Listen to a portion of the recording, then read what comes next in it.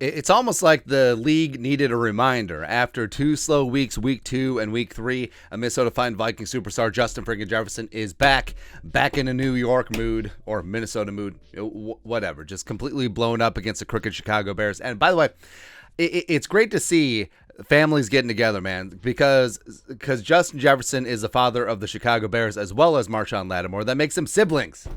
I love it, man. It's fantastic. But Jefferson got it going early and often against the crooked Chicago Bears. 12 catches for $154. He did have 10 catches on 10 targets in the first half, so they got him going early and often, which is something that you love to see. And part of it is Kevin O'Connell just designing plays for Jefferson, getting him open early, just getting him the rock and bubble screens. Also, they let him throw the ball on the double pass, which is great. But just simple things like making him the primary receiver. It's just such a novel concept, man. So they're getting back to where their bread is buttered, and number 18 is that dude, man. And also, he broke a record. This is from Vikings Communications.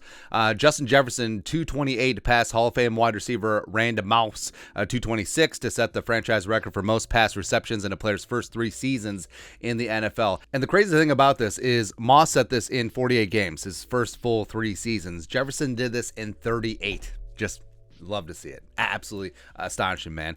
And Justin Jefferson is back to leading the National Football League in receiving through 5 games, 547 yards, ahead of Cooper Kupp, ahead of Tyreek Hill, who the Vikings may or may not see week 6 down in Miami because he left the game against the Jets in a walking boot, ahead of Stephon Diggs and the Buffalo Bills offense, which is super high octane, ahead of A.J. Brown, Marquise Brown, Cortland Sutton, ahead of everyone, man. So it's something that through 3 games you were worried, right? Because he had that big blow up game against the Packers, but then maybe not so much. But now through 5 games, he's back. 40 catches for 547 yards, 13.7 yards a catch. Still only with the 2 touchdowns, same as after week 1. But he does have a rushing touchdown mixed in there, and also has 55 targets. Now compare that to Cooper Kupp.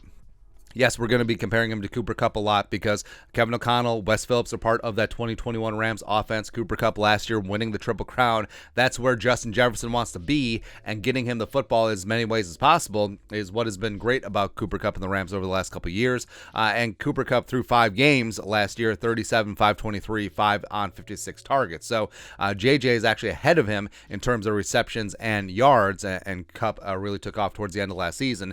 Justin Jefferson's pace through 17 games is 136, 1860, as well as we can ramp up the touchdowns. Like, they will come on 187 targets. So that's about the pace that they should keep at, where Jefferson needs about 12 targets a game. I think that makes a lot of sense. And you saw what Jefferson can do.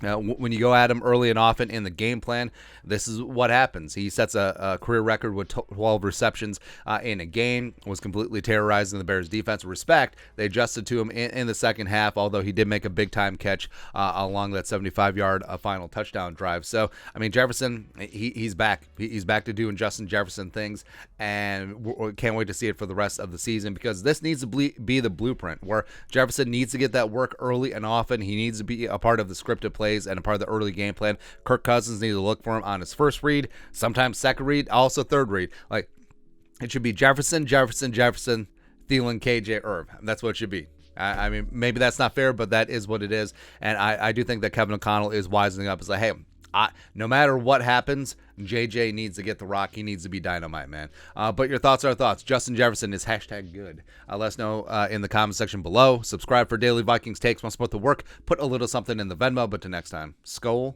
production value.